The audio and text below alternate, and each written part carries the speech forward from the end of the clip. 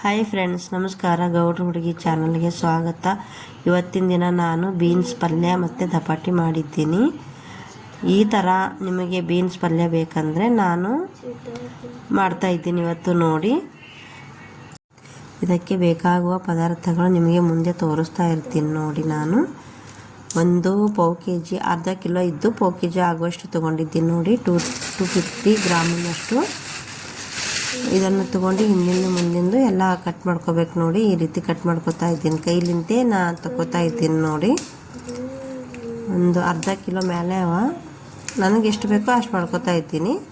250 gram ಅಷ್ಟು ಮಾಡ್ಕೋತಾ ಇದ್ದೀನಿ. ನೋಡಿ, ಎಲ್ಲನೂ ಕ್ಲೀನಾಗಿ ಮುಂದಿಂದ ಹಿಂದಿಂದ ತೆಗೆದುಬಿಟ್ಟು ಕಟ್ ಮಾಡ್ಕೋತೀನಿ. ನೋಡಿರಿ, ಇವಾಗ ಮಧ್ಯಾಹ್ನದ ಊಟಕ್ಕೆ ನೋಡಿ ಈ ರೀತಿ ಕಟ್ ಮಾಡ್ಕೊತಾ ಇದ್ದೀನಿ. ನಿಮಗೆ ಹೇಳ್ತಾ ನಿಮ್ಮ ಜೊತೆ ಮಾತಾಡ್ತಾ ನಾನು ಪಲ್ಯನ ಮಾಡ್ತಾ ಇದ್ದೀನಿ. ನೋಡಿ, ಇವಾಗ ಶ್ರಾವಣದಲ್ಲಿ ನಾನು 1 ಟೈಮ್ ಊಟ ಮಾಡೋದು, ಅದಕ್ಕೋಸ್ಕರ ಮಧ್ಯಾಹ್ನದಿಂದ ಅಡುಗೆ ಮಾಡ್ತಾ ಇದ್ದೀನಿ. ಈ ರೀತಿ ಎಲ್ಲನೂ ಕ್ಲೀನ್ ಮಾಡ್ಕೊಂಡೆ. ನೋಡಿ, ಇನ್ನೂ ಸ್ವಲ್ಪ ಇದ್ದು ಮಾಡ್ಕೊಂಡಿಲ್ಲ. ಇವಾಗ ಕಟ್ ಮಾಡ್ಕೊತಾ ಇದ್ದೀನಿ. ನೋಡಿ, ಇದನ್ನು ಬೀನ್ಸ್ನ ಮತ್ತು ಈ ಕಡೆಗೆ ರೊಟ್ಟಿಗೆಲ್ಲ ಹೀಗೆ ಜಡ್ಡಿ ಹಿಡಿತೀನಿ. ಹಾಗೆ ಕೂಡ ಕಟ್ ಮಾಡ್ಕೊಂಡು ಅನ್ನ ಮಾಡಬೇಕು, ಪಲ್ಯ ಮಾಡಬೇಕು, ಆಮೇಲೆ ರೊಟ್ಟಿ ಮಾಡಬೇಕು. ಇವು 3 ಮಾಡಬೇಕು. ನೋಡಿ, ಇವಾಗ ಕಟ್ ಮಾಡ್ಕೊಬೋದಾಯಿತು. ಇವಾಗ ಈರುಳ್ಳಿ ಸಹ ಕಟ್ ಮಾಡ್ಕೋಬೇಕು. ನೋಡಿ, ಅದು ಸಹ ಕಟ್ ಮಾಡ್ಕೊಂಡ್ಬಿಟ್ಟು ಬಂದೆ ನಾನು. ಇವಾಗ ಎಲ್ಲನೂ ಕೂಡ ಕಟ್ ಮಾಡ್ಕೊಂಡ್ಬಿಟ್ಟು ಎಲ್ಲನೂ ಮೊದಲು ಸುಧಾರಿಸ್ಕೊಂಡು ಇಟ್ಕೋಬೇಕು. ನೋಡಿ, ಆ ಕಡೆ ರೊಟ್ಟಿಗೆ ಹೆಸರು ಹಾಕ್ಕೊಂಡು ಇಟ್ಕೊಂಡಿದ್ದೀನಿ, ಅದು ಹಿಟ್ಟು ನಾದ್ಕೋಬೇಕು. ಆಮೇಲೆ ಈ ಕಡೆ ಒಂದು ಬಾಣಲಿ ಇಟ್ಕೊಂಡಿದ್ದೀನಿ. ನೋಡಿ, ಗ್ಯಾಸಿನ ಮೇಲೆ ಒಂದು 3-4 ಚಮಚ ಆಗುವಷ್ಟು ಎಣ್ಣೆ ಹಾಕ್ಕೊಂಡಿದ್ದೀನಿ. ನೋಡಿ, ಈ ಥರ ಎಣ್ಣೆ ಕಾಯ್ಲಿಕ್ಕೆ ಇಟ್ಟಿದ್ದೀನಿ. ನಾನು ಗ್ಯಾಸ್ ಹಚ್ತಾ ಇದ್ದಿದ್ದಿಲ್ಲ, ಮೆತ್ತವಾಗಿಂದು ನಾನು ಬಂದ್ ಮಾಡಿಟ್ಟಿದ್ದೆ. ಇವಾಗ ಮತ್ತು ಅದಕ್ಕೆ ಚಾಲು ಮಾಡಿ ಮತ್ತು ಹಚ್ತಾ ಇದ್ದೀನಿ. ನೋಡಿ, ಇವತ್ತು ಚಾಲು ಆಯಿತು. ಅದಕ್ಕೆ ಎಣ್ಣೆ ಕಾಯ್ಲಿಕ್ಕೆ ಇಟ್ಕೊಂಡಿದ್ದೀನಿ. ನೋಡಿ, ನಾನು ಅದಕ್ಕೆ ಬೇಕಾಗುವ ಸಾಮಗ್ರಿಗಳು ಎಣ್ಣೆ ಕಾದ ನಂತರ ಅದಕ್ಕೆ ಜೀರಿಗೆ, ಸಾಸಿವೆ, ಅಜ್ವೇನು ಎಲ್ಲನೂ ಮಿಕ್ಸ್ ಮಾಡಿ ಅದ್ರಾಗ ಹಾಕೋತಾ ಇದ್ದೀನಿ. ನೋಡಿ, ನಾನು ಸ್ವಲ್ಪ ಎಣ್ಣೆ ಕಾಯ್ದ ನಂತರ ಎಲ್ಲನೂ ಮಿಕ್ಸ್ ಹಾಕ್ಕೊಂಡೆ. ನೋಡಿ, ಇವಾಗ ಕರಿಬೇವು, ಕೊತ್ತಂಬರಿ ಅದಕ್ಕೂ ಸಹ ಹಾಕೋತಾ ಇದ್ದೀನಿ. ನೋಡಿ, ಮತ್ತು ಈರುಳ್ಳಿ ಸಹ ಕಟ್ ಮಾಡ್ಕೊಂಡ್ಬಿಟ್ಟು ಅದಕ್ಕೆ ಸೇವ್ ಮಾಡ್ಕೋತಾ ಇದ್ದೀನಿ. ಈ ಪಲ್ಯನ ನಿಮ್ಗೆ ಇಷ್ಟ ಆದರೆ ಶೇರ್ ಮಾಡಿ, ಕಮೆಂಟ್ ಮಾಡಿ, ಬಾಜು ಇರುವ ಬೆಲ್ಲೈಕನ್ನ ಕ್ಲಿಕ್ ಮಾಡಿ. ಹೊಸಬರು ನೋಡ್ತಿದ್ರೆ ಸಬ್ಸ್ಕ್ರೈಬ್ ಮಾಡ್ಕೊಂಡು ನೋಡಿ, ನನಗೂ ಸಹ ಹೆಲ್ಪ್ ಆಗುತ್ತೆ. ನೋಡಿ ಫ್ರೆಂಡ್ಸ್, ನಿಮ್ಗೆ ಇಷ್ಟ ಆಗಿದೆ ಅಂತ ಅಂದ್ಕೊಂಡಿದ್ದೀನಿ. ನನಗಂತೂ ಬಹಳ ಇಷ್ಟ ಆಯಿತು. ನೋಡಿ, ದಪಾಟಿ ಮತ್ತು ಈ ಪಲ್ಯ ಬೆಳಗ್ಗೆನೂ ಪಲ್ಯ ಮಾಡಿದ್ದೆ, ಹಟ್ಬ್ಯಾಳಿ, ಅಗಸಿ ಹಿಂಡಿ ಎಲ್ಲನೂ ಕೂಡ ಊಟ ಮಾಡ್ತಾ ಇದ್ದೀನಿ. ನೋಡಿ, ಎಣ್ಣೆಯಲ್ಲಿ ಎಲ್ಲನೂ ಕೂಡ ಹಾಕಿದ್ದೀನಿ. ಇವಾಗ ಫ್ರೈ ಮಾಡ್ಕೋಬೇಕು. ನೋಡಿ, ಫ್ರೈ ಮಾಡ್ಕೋಬೇಕು ಸಣ್ಣ ಉರಿಯಲ್ಲಿ ಇಟ್ಕೊಂಡು. ಹಾಗೆ ಕೂಡ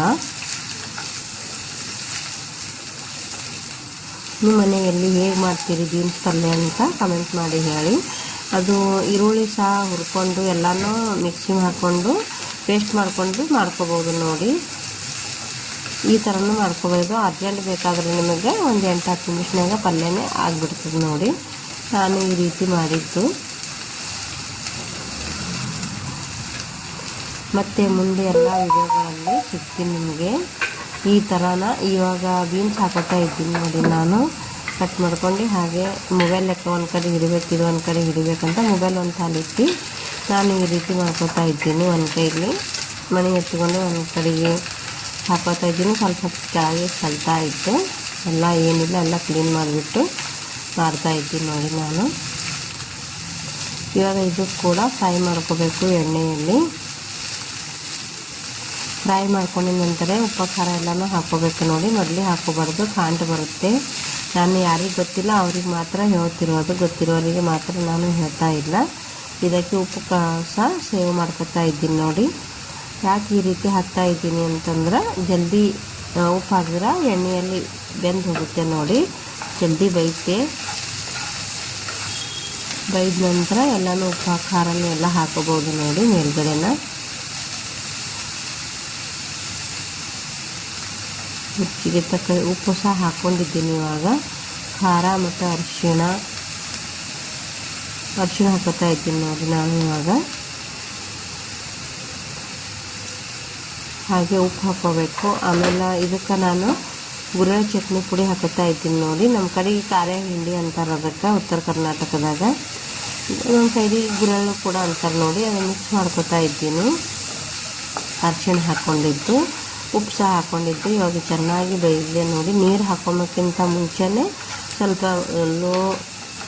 ಸಣ್ಣ ಉರಿಯಲ್ಲಿ ಇಟ್ಕೊಂಡೇ ನೀವು ಫ್ರೈ ಮಾಡ್ಕೋಬೋದು. ಈ ರೀತಿಯಾಗಿ ಸ್ಲೋ ಆಗಿ ಮಾಡಿದ್ರೇ ಅಡುಗೆ ಯಾವಾಗಲೂ ಚೆನ್ನಾಗಿರುತ್ತೆ ನೋಡಿ.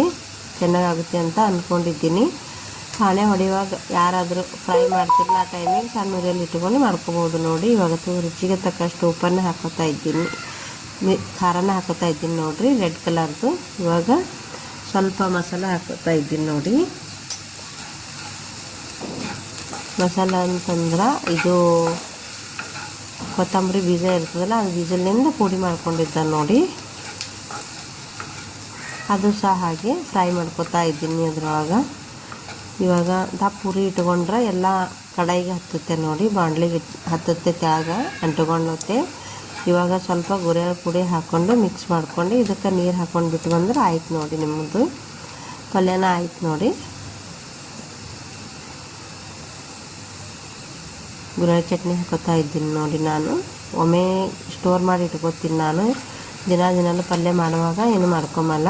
ಸ್ಟೋರ್ ಮಾಡ್ಕೊಂಡಿದ್ದು ಒಂದು ತೋರಿಸಿ ನಿಮ್ಗೆ ಇನ್ನೂ 2 ವಿಡಿಯೋ ಮಾಡಿ ಇಟ್ಕೊಂಡಿದ್ದೀನಿ. ಅದು ಸಹ ಅಪ್ಲೋಡ್ ಮಾಡ್ತೀನಿ ವಿಡಿಯೋದಲ್ಲಿ. ಈ ಥರ ಆಯಿತು ನೋಡಿ. ಎಲ್ಲನೂ ಮಿಕ್ಸ್ ಮಾಡ್ತಾ ಇದ್ದೀನಿ, ಹಾಗೆ ಕೂಡ ಚೆನ್ನಾಗಿರುತ್ತೆ ಅಂತ. ಇವಾಗ ಇದಕ್ಕೆ ಸ್ವಲ್ಪ ನೀರು ಹಾಕೋಬೇಕು ನೋಡಿ. ಎಲ್ಲನೂ ಬೈದ್ಬಿಟ್ಟಿದೆ. ಇನ್ನೂ ಸ್ವಲ್ಪ ನೀರು ಹಾಕ್ಕೊಂಡ್ರೆ ಇದು ಅನ್ನಕ್ಕೂ ಆಗುತ್ತೆ ನೋಡಿ.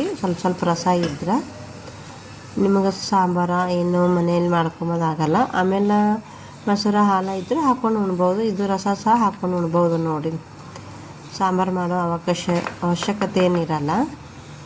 ಕ್ಲಿಯರ್ ಆಯಿತು ನೋಡಿ ಪಲ್ಯ. ಇವಾಗ ಬನ್ನಿ ಫ್ರೆಂಡ್, ಉತ್ತರ ಕರ್ನಾಟಕದ ದಪಾಟಿ ಮತ್ತು ಅಗಸಿ ಹಿಂಡಿ, ಗಟ್ಬ್ಯಾಳಿ ಎಲ್ಲನೂ ಕೂಡ ಮಾಡಿದ್ದೀನಿ. ಇವಾಗ ಊಟ ಮಾಡ್ತಾ ಇದ್ದೀನಿ ನೋಡಿ. ಇವಾಗ